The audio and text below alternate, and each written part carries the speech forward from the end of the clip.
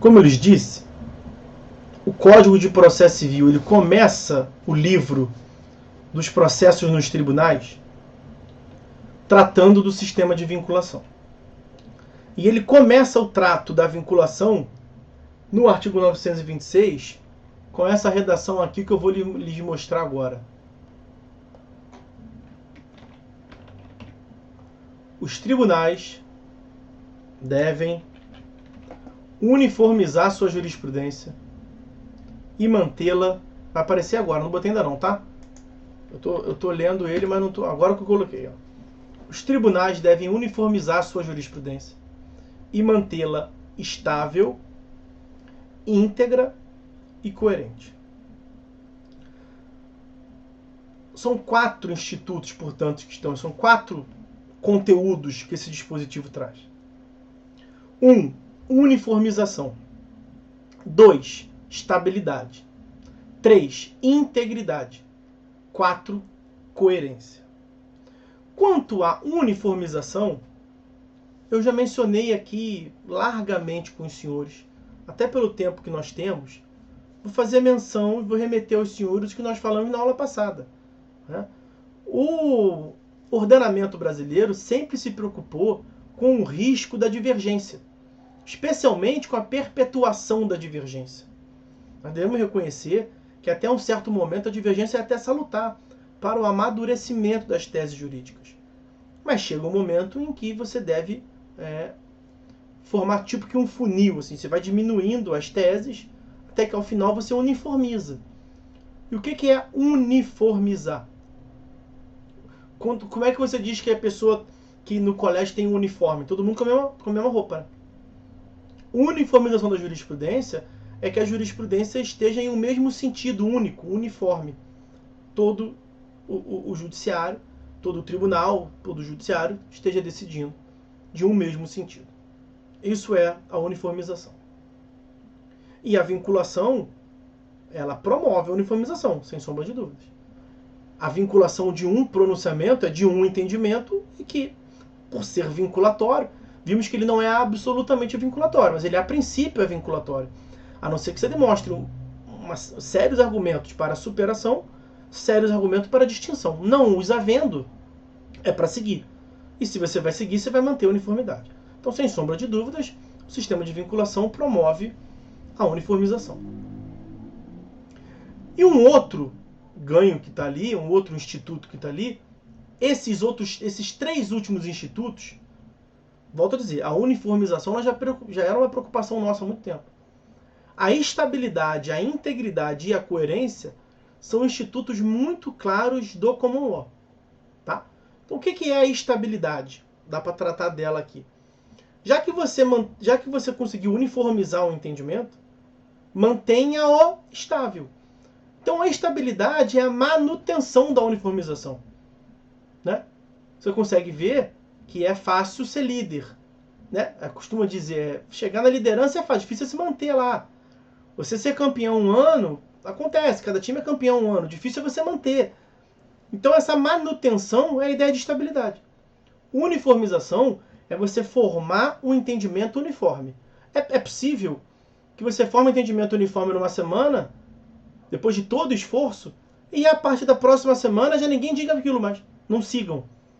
Então, você conseguiu cheirar uma uniformização que durou, foi efêmera, mas ela logo se desintegrou. O que é a estabilidade? É, portanto, um passo além da uniformização. A estabilidade, numa leitura mais própria ao common law, eles dizem lá, é o respeito à linha decisória. Respeito à linha decisória. Essa linha decisória que você formou, é esse o entendimento uniforme. O que é ele ser estável? A figura de imagem que eu faço é você deixar a linha decisória sem se mexer. Ela não é instável, ela é estável. Você permitir lá que o malabarista atravesse no circo, para que o julgador, para que o jurisdicionado consiga atravessar aquele entendimento numa outra figura de imagem. Não é para que ele fique tremendo, instável, é ao contrário, para que se mantenha estável.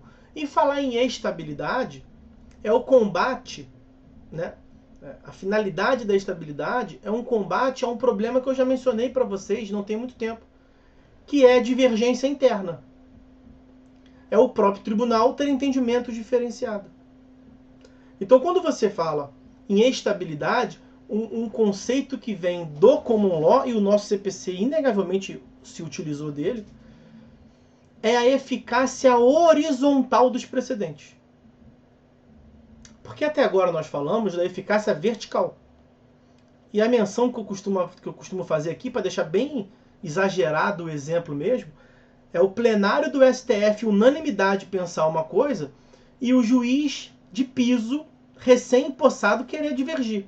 Veja, aí fica muito claro o caráter vertical. Quem está no topo da pirâmide hierárquica do Poder Judiciário deve ser respeitado porque tem que estar no piso. Quem acabou de entrar. Uma questão de hierarquia, né? Eficácia vertical. Mas nós temos também que falar de uma eficácia horizontal, que significa o próprio tribunal, muitas vezes o próprio julgador, porque também não é comum o cara julgar num sentido hoje e num outro sentido amanhã. Casos idênticos. Não tem estabilidade nenhuma, ele está gerando uma instabilidade. Então a eficácia horizontal é o próprio tribunal, por seus diversos órgãos fracionários, respeitarem o entendimento do próprio tribunal. Não é uma questão hierárquica. É horizontal. O próprio tribunal lá em cima respeitar o entendimento do tribunal. E aí, nós temos um recurso, nós não começamos o recurso ainda, mas tem um recurso que tem essa finalidade. Os embargos de divergência, que são cabíveis lá no STF, lá no STJ, só lá. Eles têm justamente essa finalidade de eliminar a divergência interna.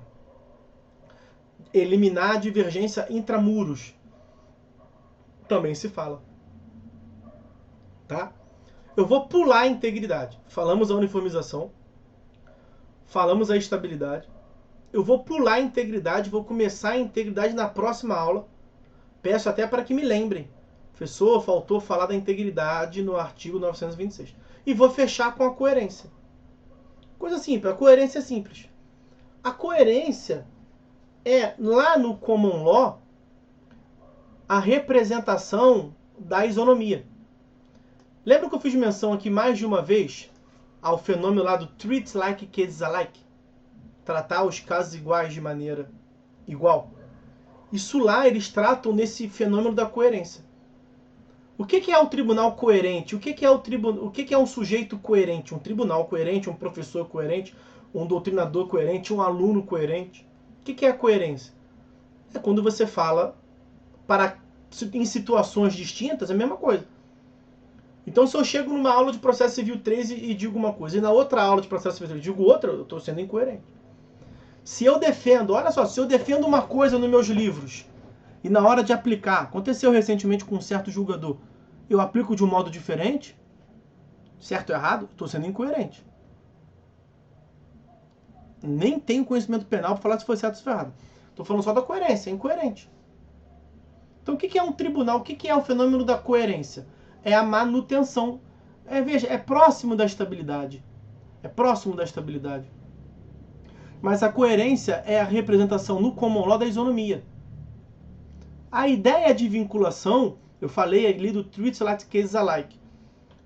Esse eu tenho que escrever aqui. Essa ideia de vinculação dos precedentes lá no common law vem dessa expressão stare decisis, que é, na verdade, também uma redução. Toda ciência trabalha com redução, né?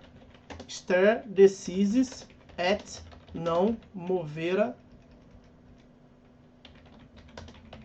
quite. Que eles reduziram para stare decisis. Se não tiver, mantenha a decisão. Não havendo sérios motivos para mudança da decisão, mantenha essa decisão quieta. Deixa essa linha de entendimento quieta. Se é a mesma situação fática e não houve mudança substancial para ensejar o overruling, a resposta já está dada. Aplicação desse mesmo entendimento. E tem a ver, portanto, com isonomia, treats like cases alike, stare decisis. A coerência é muito próxima da estabilidade. Se você uniformizou o entendimento, e vai manter aquele entendimento estável, significa que você não vai ser incoerente.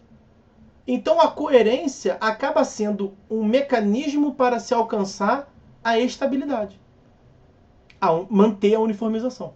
Então, uniformização e a perpetuação ou a postergação da uniformização se dá pelos institutos da estabilidade e da coerência. Tá? Aqui nós temos uma indubitável, inquestionável aplicação da teoria dos precedentes, do common law, e aqui não tem dúvida, não tem divergência, tranquilo. A divergência vai começar a aparecer, na verdade o drama maior aparece na tal da integridade. Então eu vou começar a próxima aula falando da integridade, vou falar da constitucionalidade do sistema de vinculação e vou falar do artigo 927 na próxima aula. Imagino que a gente na metade da próxima aula venha concluir o sistema de pronunciamento vinculatório. Geralmente eu levo 2 aulas e meia para tratar disso. Tivemos a aula passada, essa mais metade da próxima, ou um pouquinho mais da metade talvez.